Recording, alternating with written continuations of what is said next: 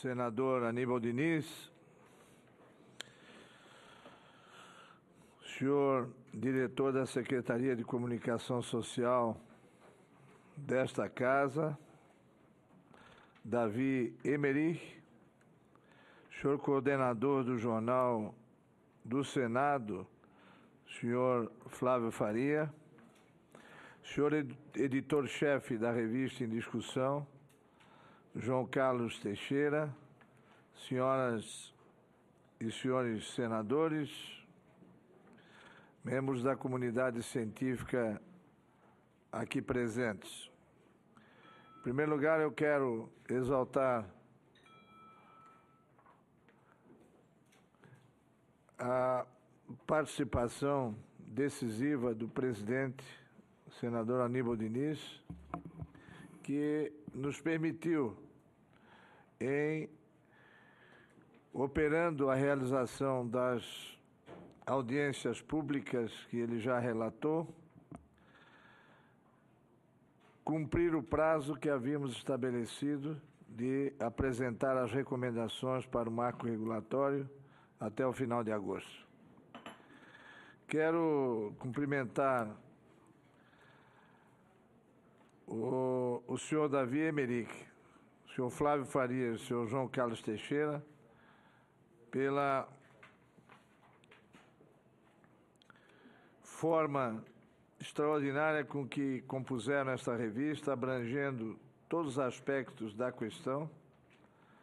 Ficou uma revista primorosa que vai servir de divulgação científica nas universidades, nos centros de excelência e junto à comunidade científica desse país, e pela forma didática, clara e objetiva com que a revista foi elaborada, permitir o conhecimento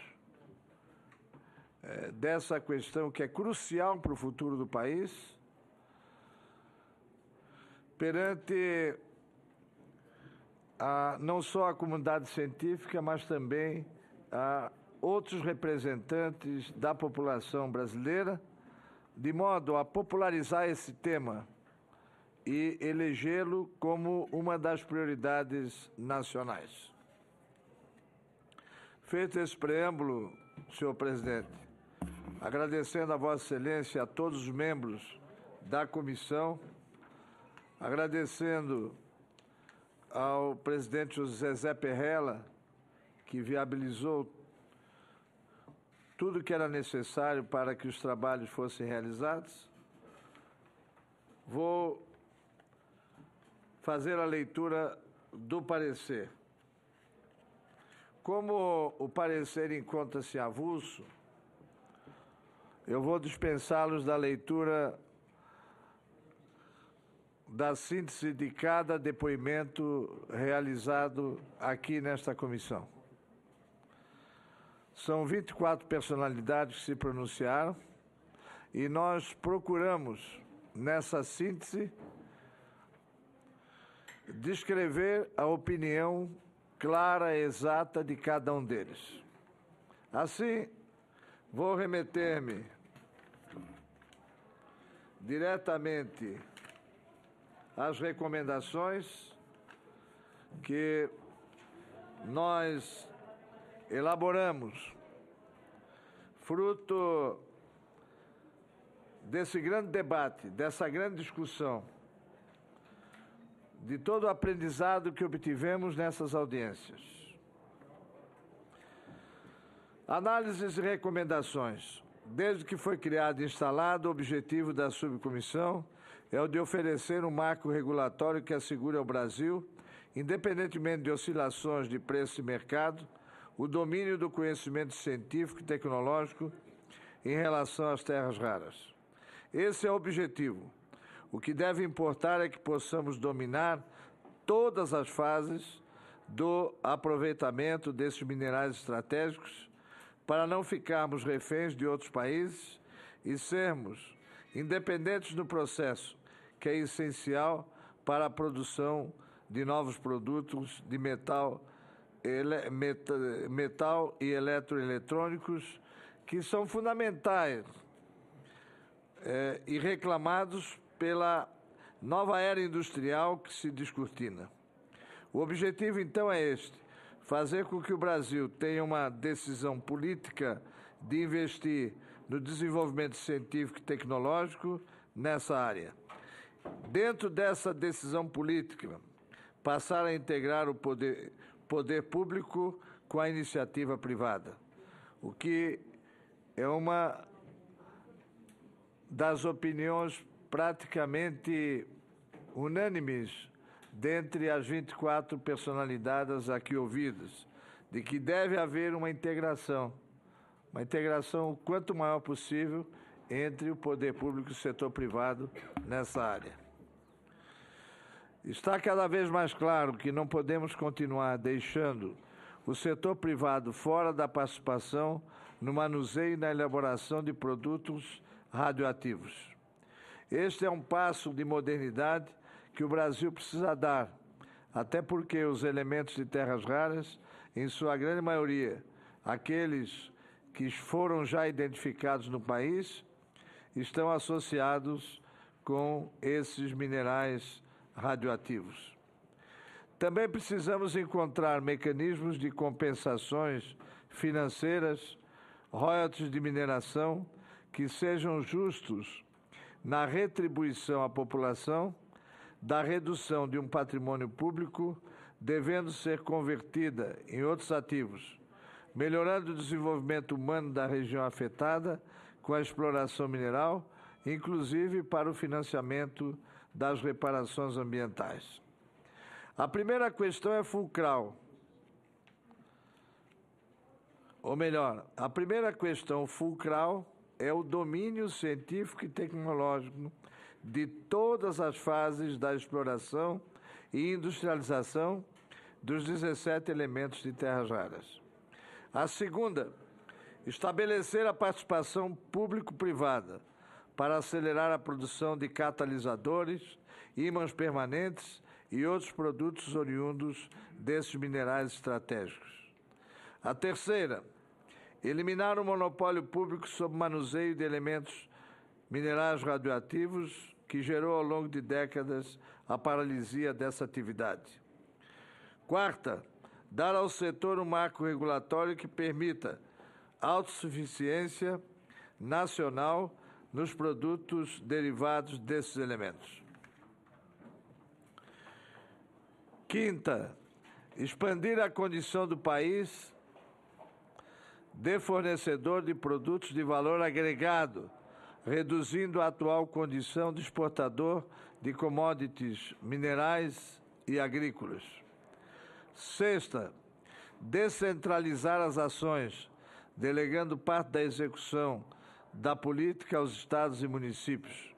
Sem isso, não se logrará agilizar os processos de pesquisa, de licenciamento de lavras, beneficiamento, tecnologia mineral, exploração e comercialização dos aludidos bens minerais.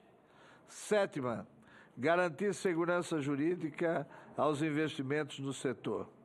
Oitava, transformar o papel do Estado em incentivador, inclusive com linhas de créditos, reduzindo a burocracia e a interferência estatal. Nona, ampliar e fortalecer a articulação federativa de ações de geologia, mineração e transformação mineral por intermédio do tripé Ministério de Minas e Energia, DMPM e CPRM. Décima, incrementar o conhecimento do território brasileiro, emerso e imerso, mediante reprogramação do mapeamento geológico do país, baseado no trabalho da CPRM e fundamentado na primeira cartografia básica feita pelo Exército Brasileiro. Tendo em vista, e esse é um dos principais obstáculos ao desenvolvimento do setor, tendo em vista que hoje conhecemos apenas 30% do território nacional. Ou seja, temos cartografado apenas 30% do território nacional em relação ao seu potencial mineral. 11ª, realizar projetos inovadores, articulando a cooperação entre o Ministério de Ciência e Tecnologia e Inovação, o Ministério da Indústria e Comércio e o Ministério de Minas e Energia, com os centros de excelência como CETEM, CERT e COP e empresas públicas e privadas. 12ª, com esse objetivo, criar redes de trabalho que reúnam empresas, institutos de pesquisa aplicada, parques tecnológicos, incubadoras e universidades para a construção de projetos pilotos e de laboratórios fábricas. 13ª, no âmbito dessa integração, criar o Programa de Desenvolvimento Tecnológico dos Elementos de Terras Raras, envolvendo as áreas governamentais afins e integrando nesse esforço os 3 níveis federativos.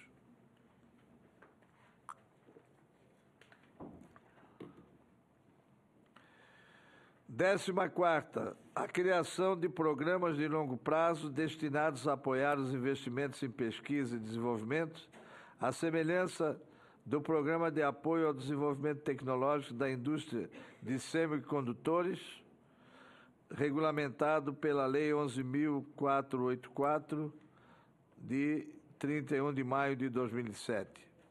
15ª, maior recurso ao imposto sobre exportação para coibir a exportação de minério em estado bruto.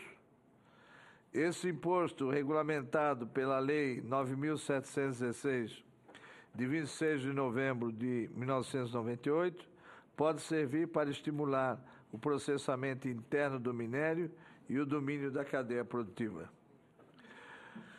Nosso objetivo, senhor presidente, é o de propor dispositivos que acelerem o mapeamento geológico do território nacional, identifiquem o potencial das terras raras na mineração e na indústria, estimulem a articulação entre os órgãos governamentais e o setor privado, de modo a aumentar a competitividade nacional e garantir a soberania nacional.